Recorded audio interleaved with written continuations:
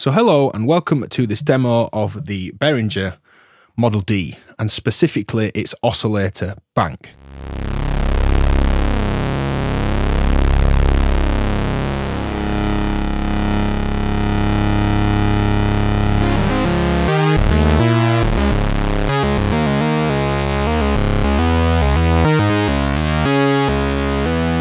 Now you can't use the oscillator bank entirely like a module on its own. Unfortunately, they're not standalone modules. It's semi-modular with fairly limited connections. We can't patch audio into the filter entirely separate from the oscillators and still use these oscillators elsewhere. But this is a standalone block on the Model D, and that's what we're going to look at, this oscillator bank. Now I'm coming out of the mix output from the mixer section. There's no direct outputs on the oscillator itself.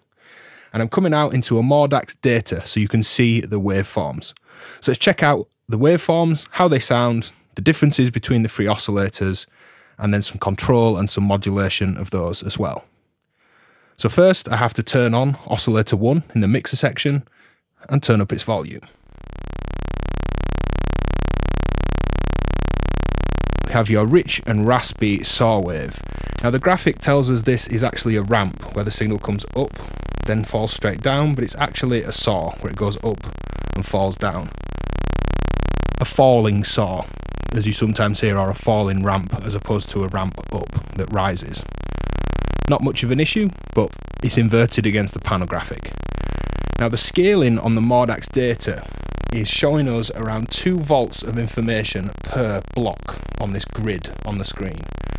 So a single oscillator is outputting a -2 volts to +2 volts wave, which is lower than your standard Euro rack oscillator. That's going to be -5 volts to +5 volts. That's the standard for bipolar LFOs and bipolar audio sources, such as oscillators. Now the reason I'm imagining, I didn't design this thing nor have I spoken to them about it, is because when we start to stack up oscillators, we do then get the full Euro rack voltage swing. So if I turn on the second oscillator in the mixer, turn it up,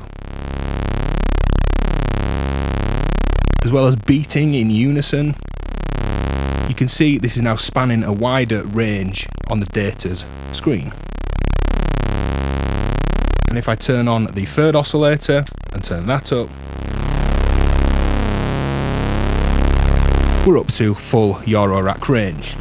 So at first you may think a single oscillator is actually putting out a low signal for Euro rack standards, but to be honest, I'd rather it do that than when I mix all three together it'd be way hotter, hitting the power rails and actually clipping the waves or clipping modules that I may want to use downstream if I'm patching this mixer's output to say a different filter or processor in some form in modular. Let's go back to oscillator 1. We have the octave switch, 32 foot, too low for us to hear, but you can hear the clicking, 16 foot, 8, 4, and 2. The waves are a triangle. And then we have the Moog shark tooth style waveform. And notice it's actually slightly lower output than the ramp or the triangle. The square wave is actually offset. It's an entirely negative value. From this 0 point in the middle, a saw wave swings up and then down. It's bipolar in nature. A positive voltage down through 0 volts, down into negative voltages and back. That's the oscillation and the cycle of the wave. The square is a negative wave that goes to 0. Now you can see that on the screen, but for most purposes this doesn't mean that much in a Euro rack system. A device that can maybe act asymmetrically, meaning it doesn't process in the same way, such as some sort of wave folder, would actually clip the negative voltages before, well, the 0 volt, never mind the positive volt on this wave. But you're not going to be wave folding square waves, I imagine, so it's probably okay. We then have the 3 varying pulse widths.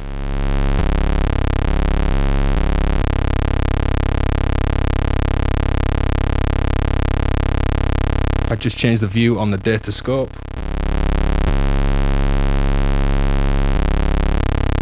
you can see those. The second oscillator, I'm going to turn off the first. Same waveforms, but we've got a tune. And I actually think my unit needs a little trim and calibration, because 0, if I put this in the middle, isn't in tune with the top oscillator. I need to go slightly right and clockwise to get that in unison. But what that does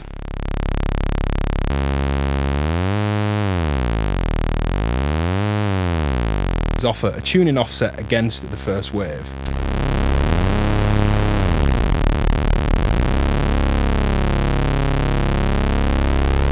You can obviously stack different waveforms to create different shapes, say a pulse and a saw.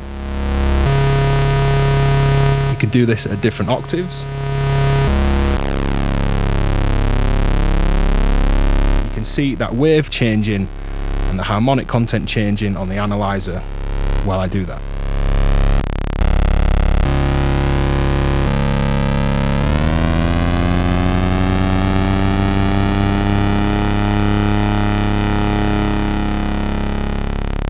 And as I'm coming out of the mix out, you can blend those as you please.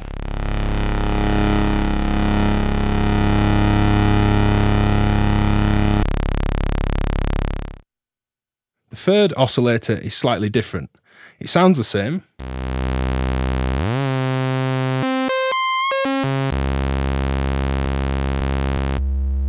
but instead of the shark tooth waveform, we have the triangle, this time a rising ramp, a falling ramp,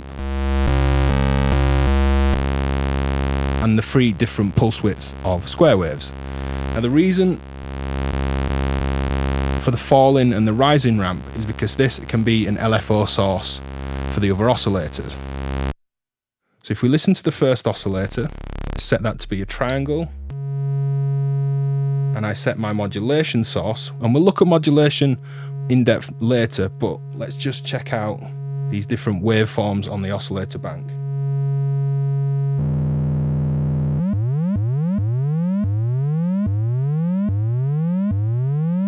You can hear the rising saw and the falling saw are very different. So audio rates, they sound the same, but just check this out again. Falling saw wave and rising.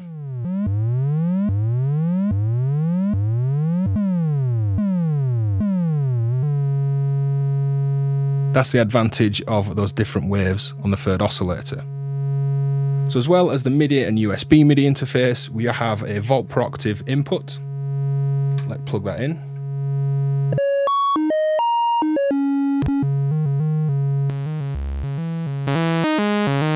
And just have a Eurorack sequencer, sending volt per octave pitch information in. Let's try mixing 3 saw waves for a big rich unison beating sound.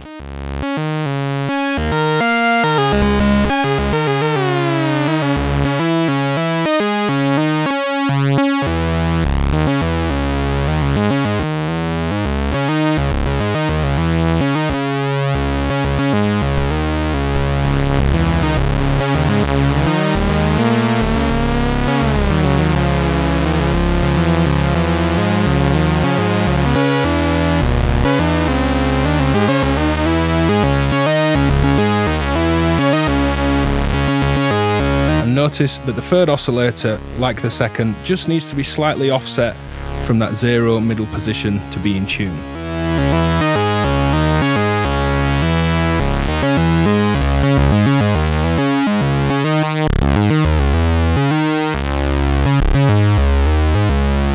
Let's try tuning up to a different interval on the third oscillator.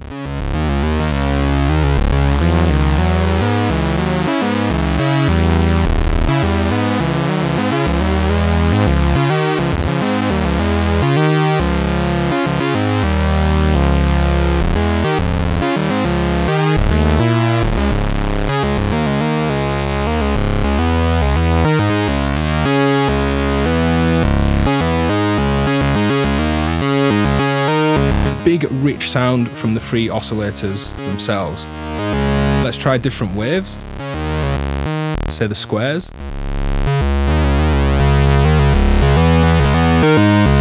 And change their pulses.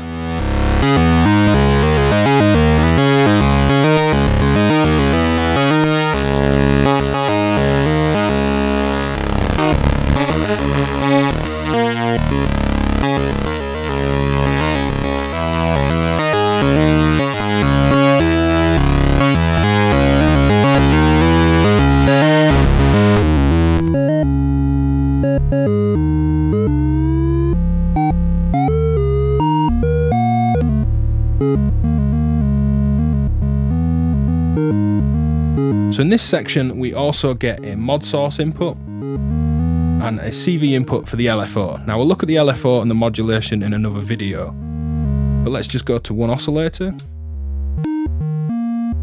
a triangle wave, and let's explore some modulation of those oscillators.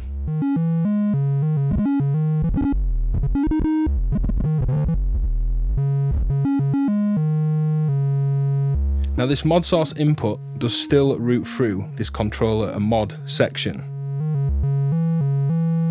Now the noise source on the modulation section becomes the mod source when we've actually plugged something in. So I'm going to blend the modulation over to the noise, which is now this mod source, and turn up modulation.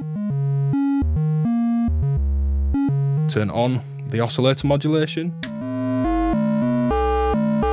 Now this is frequency modulation by using an external sine wave to control these oscillators. I'm just going to take the volt per octave source out. I'm going to change the tuning of my oscillator up, and let's change my frequency modulation rate.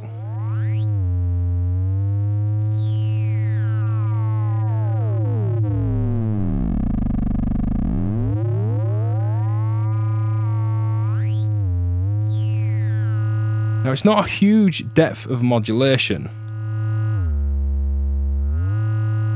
It won't get super harsh, but it does offer us a chance to modulate these oscillators with another source, such as an LFO to create vibrato, or audio rate sources like this for FM.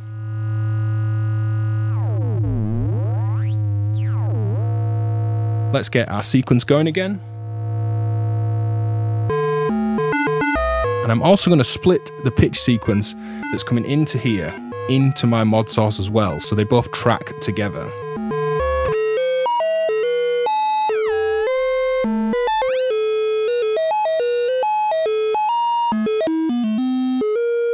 So you can hear these extra overtones, extra bit of harmonic interest in there. Now let's try that on, say, the ramp wave or saw.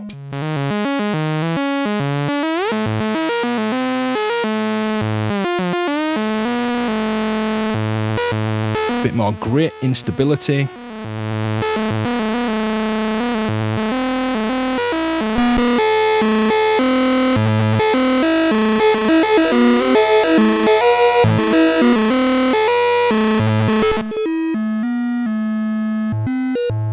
Let's try plugging in a noise source to the modulation.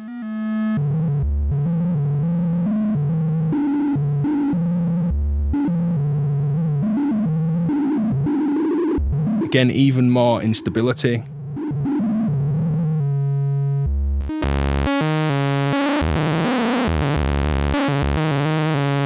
And just a little bit of that is going to give these oscillators this kind of bee in a can, rustling, randomly shifting, unstable character that's desirable for certain sounds.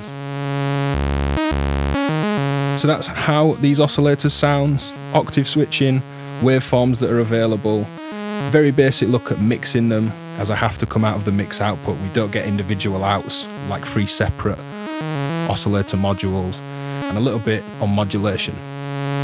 Stay tuned for more videos coming where we look at the controllers and modulation, the mixer in more depth, the filter and its envelopes, as we get through this series on the Behringer Model D.